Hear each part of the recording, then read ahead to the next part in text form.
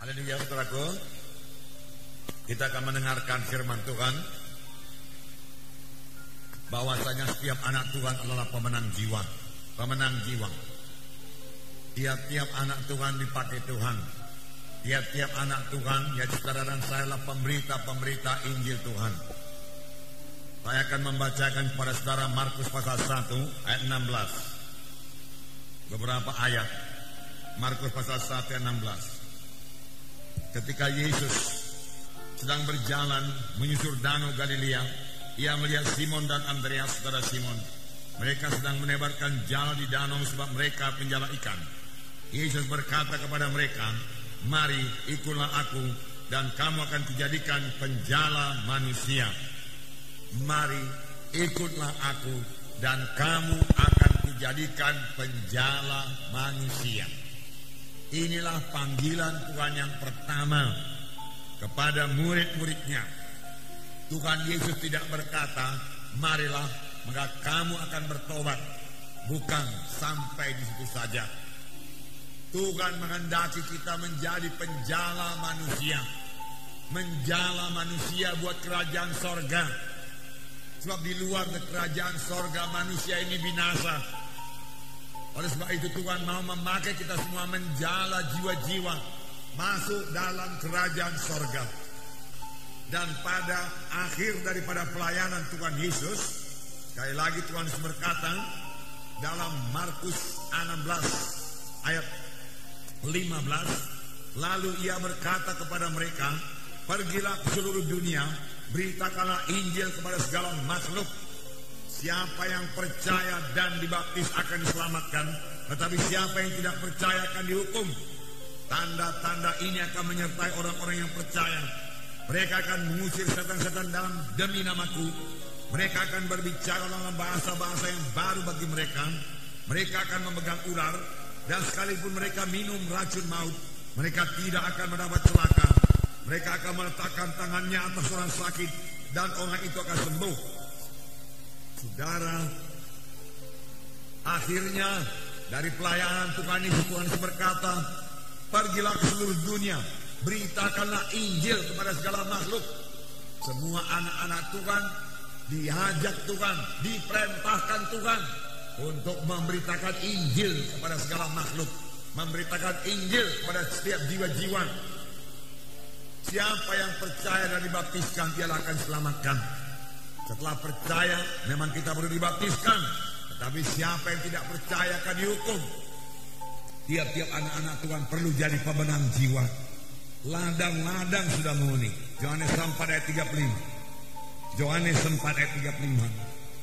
Yesus melihat ladang-ladang yang sudah menguning. Biarlah kita juga melihat, terlebih pada akhir zaman ini. Mari kita lihat ladang-ladang yang sudah menguning, yaitu jiwa-jiwa yang sudah matang buat dituai. Saya membacakan Yohanes 4:35. "Bukankah kamu mengatakan 4 bulan lagi tibalah musim menuai? Tetapi aku berkata kepadamu, lihatlah sekelilingmu dan pandanglah ladang-ladang yang sudah menguning dan matang buat dituai." Kamu berkata 4 bulan lagi musim menuai. Boleh jadi murid-murid melihat ladang biasa, ladang gandum, yang menurut perkiraan mereka 4 bulan lagi baru bisa dituai, karena ladang itu baru ditanami. Tetapi yang dilihat Tuhan ini adalah ladang Tuhan, jiwa-jiwa yang sudah menguning, masak buat dituai.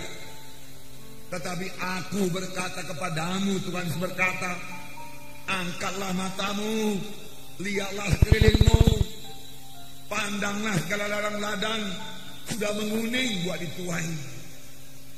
Sekarang juga kita perlu mengangkat mata kita, memandang ladang-ladang Tuhan sekeliling kita ini. Apakah itu tidak lain daripada jiwa-jiwa yang tersesat, jiwa-jiwa yang terhilang? Tetapi ada satu lagi keluhan Tuhan Yesus, yaitu Lukas 10 ayat 2 dan 3. Saya membacakan kepada saudara. Katanya kepada mereka, tuaian memang banyak tetapi pekerja sedikit. Karena itu mintalah kepada Tuhan yang mempunyai tuaian supaya mengirimkan pekerja-pekerja untuk tuaian itu.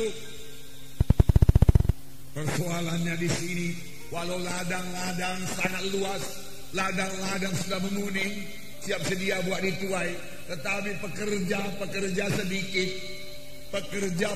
sedikit.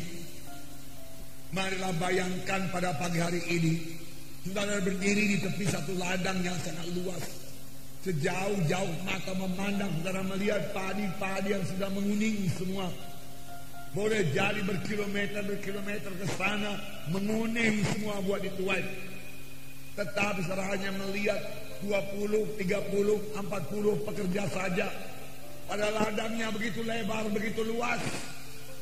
Dan di kejauhan sana saudara melihat awan gelap datang, yang berarti badai akan turun, menghancurkan semua ladang-ladang yang sudah menguning itu.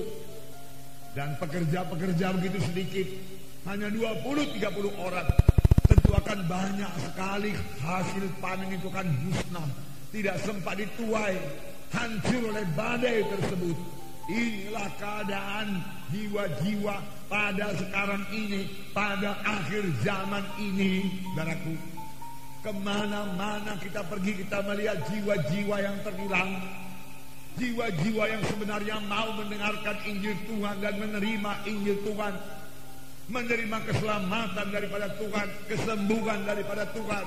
Tetapi sangat kurang yang menginjil, sangat kurang pemberita-pemberita Injil, sangat sedikit yang menuai, sangat sedikit yang mau membawanya ke gereja, membawanya ke KKS, membawanya kepada baptisan air. Saudara, mereka itu kan terhilang. Terhilang berarti neraka selama-lamanya. Ini yang dilihat oleh Tuhan. Dan hati Tuhan tergerak oleh belas kasihan melihat jiwa-jiwa yang terhilang itu. Biarlah ini menggerakkan gereja untuk bersaksi, memenangkan jiwa-jiwa.